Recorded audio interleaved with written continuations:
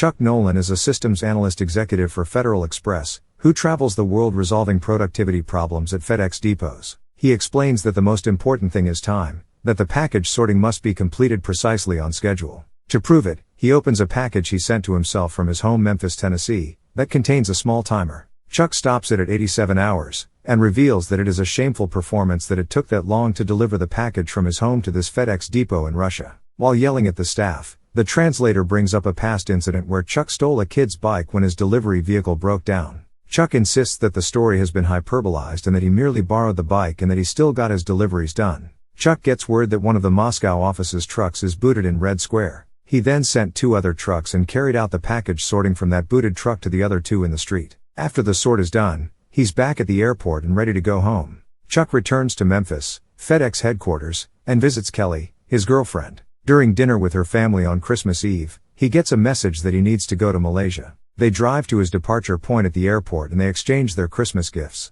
He gives her a bunch of kitchen items. She gives him an antique watch that belonged to her grandfather. Inside the lid is a picture of her. Chuck is quite taken with the watch and promises her he'll always keep it set to Memphis time to remind him to come home. Right before he leaves for his plane, he gives her a small ring box and reveals his plan to propose to her on New Year's Eve. He tells her he'll be right back and board the plane. On the plane, Chuck wakes up when the plane bumps in some turbulence. The plane has encountered a fierce storm. The pilots attempt to fly around it, but they've fallen out of radio contact. Chuck goes to the bathroom to freshen up a bit. Suddenly the door flies open and Chuck is nearly sucked out of the plane. One of the crew helps him and gets him back to his seat. He is also given a life raft by the crew. The plane goes straight down and crashes in the ocean. Water rushes into the plane in a flash. Chuck makes it to the surface and climbs in the raft, seeing one of the engines explode. Chuck passes out and is washed onto the shore of a very small tropical island. He discovers immediately that his pager is waterlogged and that Kelly's watch is equally ruined. He also finds out very quickly that he's alone.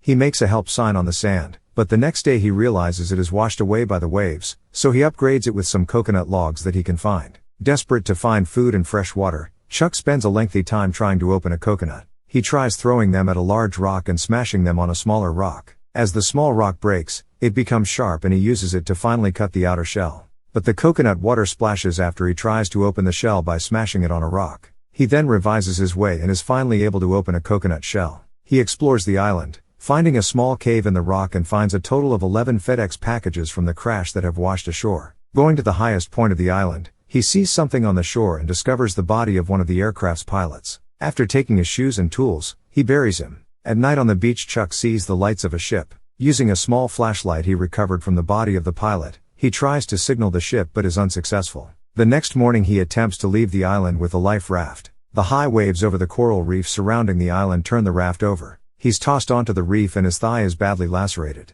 Recovering from the accident, he begins to build a simple camp and opens the FedEx parcels. He discovers several items that aid him in his survival, including a pair of ice skates, a leather and lace dress, videotapes and a legal document declaring a divorce. And another parcel contains a volleyball. One of the parcels is decorated with a pair of wings and for unexplained reasons he doesn't open it. He uses the ice skates to open coconuts and makes a fishing net from the lace, but he is only able to capture small fish. He then sharpens a wooden stick and pierces a crab with it, but realizes that it can't be eaten raw. He then tries hard until the next day to make a fire. But in the end, his hand slips and he gets his hand cut by the wood. In a fury, he grabs the volleyball and throws it. His cut hand leaves a bloody imprint on the ball and from that he adds in a face, naming it by its brand name, Wilson. The ball becomes his companion. He then continues to spend a lengthy amount of time rubbing 2 sticks together to build a fire. The process is frustrating but Chuck perseveres, refining his technique and finally gets a fire going. He is very thrilled by the fire he made and celebrates his achievement.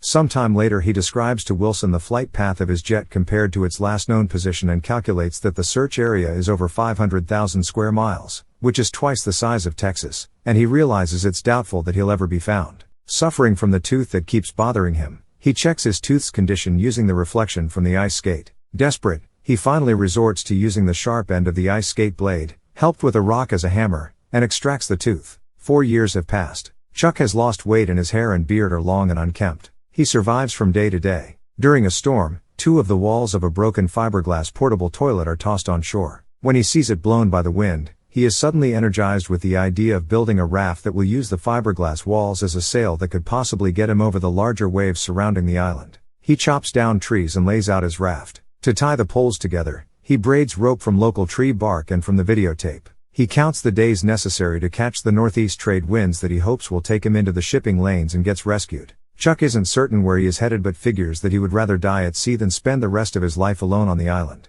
When he finishes scouring the island and cuts down every sapling he can, he tells Wilson he'll have to make the rest of the rope using the videotape, which won't be as strong as the tree bark. When Wilson suggests where Chuck can get more rope, Chuck becomes very reluctant. The extra rope was a length Chuck had made when he was contemplating suicide a few years before. Chuck climbs to the top of the island's peak and retrieves the rope, which he'd tied to a dummy of himself to test it. At one point he imagines that Wilson is telling him the plan won't work and he kicks Wilson out of his cave. Immediately remorseful, Chuck runs outside and finds Wilson, apologizing to him. Chuck writes his will to a rock and then ties his friend Wilson to the raft. With the new sail, he is finally able to sail over the reef surf and escape the island. He sails for many days and encounters a few storms. One day, following a heavy storm, an exhausted Chuck is awakened by water in his face that is spouted out of a whale. He can't find Wilson and then sees Wilson floating away. He tries to rescue Wilson but, afraid of losing the raft, he is forced to let Wilson go. He has nearly given up hope of rescue when he is woken by another whale spout. He turns over to see a container ship passing close by, and they signal that they've seen him.